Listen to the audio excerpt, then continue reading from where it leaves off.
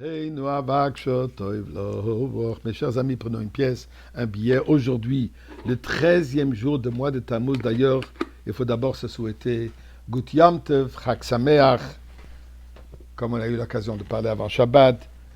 Yud Bet, Yud Gimel Tammuz, le 12e et le 13e jour du mois de Tammuz sont les journées qu'on célèbre la délivrance du rabbi président d'abord de la peine de mort, ensuite des 10 ans de travaux forcés, 3 ans d'exil, et finalement, le 12e jour du mois de Tammuz, dans l'année 1927, déjà en exil, il a eu l'information qu'il va être libéré, mais étant donné que les bureaux étaient fermés, il fallait qu'il attende jusqu'au lendemain, donc le 13e jour du mois de Tammuz, quand il a reçu le document signé, et il a pu quitter, retourner chez lui. Donc, Yud Gimel Tammuz aujourd'hui, c'est la fête de la délivrance.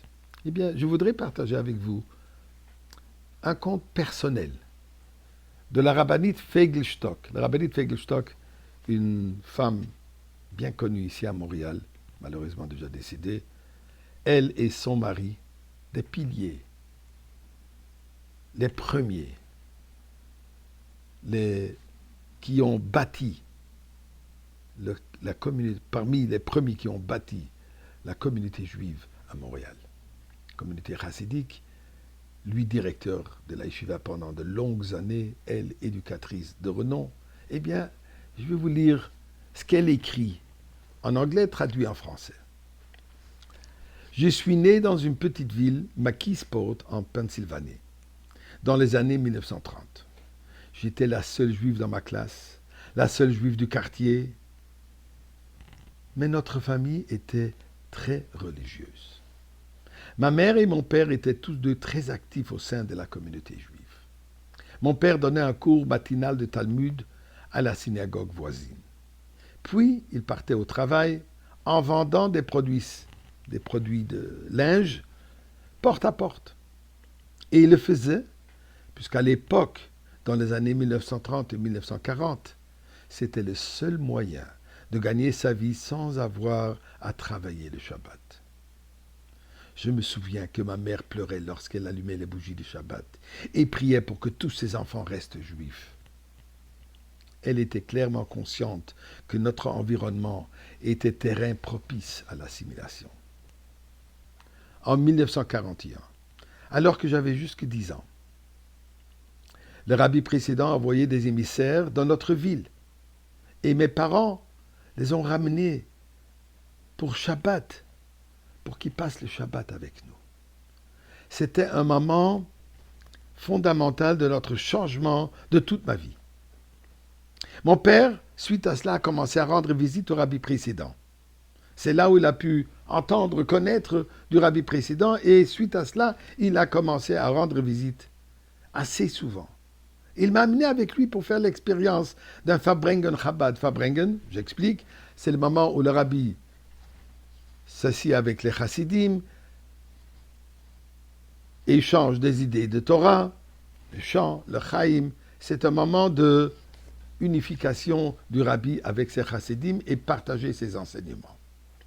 Je me souviens qu'il y avait beaucoup de monde, elle continue, dans la salle et que je ne voyais rien. Et c'est alors qu'un certain chassid, au nom de Shmuel Isaac Popak, et je lui serai redevable pour le reste de ma vie, m'a levé pour que je puisse apercevoir le rabbi. À ce moment-là, le rabbi m'a vu et m'a fait le plus large et le plus beau des sourires. Et là, j'ai su que le Rebbe se souciait de moi. Notre famille a développé une relation étroite avec le rabbi précédent. Il nous écrivait à tous les 2 mois et conseillait mes parents sur la façon de travailler au sein de notre communauté et sur la façon de se conduire religieusement. En tant que colporteur d'articles secs, mon père avait l'habitude de collecter l'argent les vendredis, jour de paye pour la plupart des gens. De ce fait, il rentrait assez tard avant Shabbat à la maison, ce qui contrariait ma mère. Elle le confia au rabbi. Et la prochaine fois que mon père a eu une audience avec le rabbi lui dit qu'il devait avoir une heure limite, à qu'à chaque fois qu'il atteignait cette heure, quoi qu'il arrive, il doit rentrer à la maison. Il se trouve qu'une énorme tornade s'est abattu sur Pittsburgh un vendredi. Mon père aurait continué ses collections sans la directive de Rabbi, mais il est rentré à la maison tel que le Rabbi lui a précisé. Il y avait une pluie terrible, et je me souviens m'être tenu à la fenêtre et avoir prié à Dieu pour qu'il rentre à la maison sain et sauf. Et Baruch Hashem, ce qu'il fait. Plus tard, nous avons appris que l'endroit où il se trouvait pour collecter, juste après qu'il a quitté, a été complètement détruit. Il a été sauvé miraculeusement par la prophétie et l'enseignement du Rabbi. On a été sauvé physiquement et spirituellement. Et maintenant, j'attends de revoir le Rabbi au Beth Amikdash avec Mashiach.